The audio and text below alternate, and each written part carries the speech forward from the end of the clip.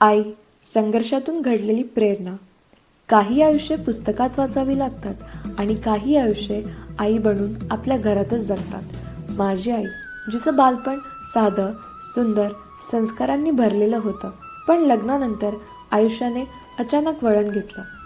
हातात संसार, पाठीवर जबाबदाऱ्या आणि डोळ्यात स्वप्न, पण सोबत उभा राहणारा साथीदार फार लवकर निघून गेला. 4 लेकरं, 4 भविष्य. जबाबदाऱ्यांनी तिला थांबवलं नाही, उलट त्या तिला घडवत गेल्या. वयाच्या 42व्या वर्षी आईने MA, मराठी, समाजशास्त्र, BEd, हिंदी विशारद, MCC ट्रेनिंग हे सगळं तिने जिद्दीने पूर्ण केलं. 1991मध्ये BEd पूर्ण केलं आणि त्याच वर्षी ती शिक्षिका म्हणून रुजू झाली. कारण तिला माहिती होतं, शिक्षण म्हणजेच खऱ्या अर्थानं आधार. नोकरीनंतरही तिची वाट थांबली नाही. रिटायरमेंटनंतर तब्बल 7 वर्ष शेती केली आणि आता डाळ मिल चालवत आहे. इंडस ओरिजिन ॲग्रीव्हेंचर कंपनीच्या माध्यमातून आंतरराष्ट्रीय व्यवसाय सुद्धा उभा केला. कारण आई कधी थकत नाही, ती फक्त मार्ग बदलते.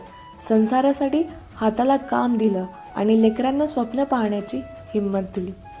वय वाढलं पण जिद्द कमी झाली नाही. 70 नंतरही 2023मध्ये यूट्यूबवर फूड रेसिपीजचं चॅनल सुरू केलं.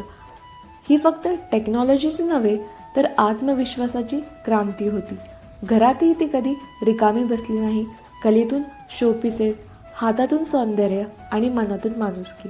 पैशांनी मदत केली, गरिबाला आधार दिला. आयुष्याने मात्र तिची परीक्षा थांबवली नाही. मुलगा तिच्या डोळ्यासमोर गेला, नंतर भाऊही. दुःखाचं ओझं असह्य होतं, पण ती कोसळली नाही. रडली पण थांबली नाही. तुटली पण वाकली नाही. आज 12 जानेवारी 2026 तिचा 75वा वाढदिवस म्हणजेच अमृत महोत्सव हा केवळ वयाचा नाही तर संघर्षावर मिळवलेल्या विजयाचा उत्सव आहे. आई, तू फक्त आमची आई नाहीस, तू आमची प्रेरणा, शाळा, शक्ती आणि श्रद्धा आहेस.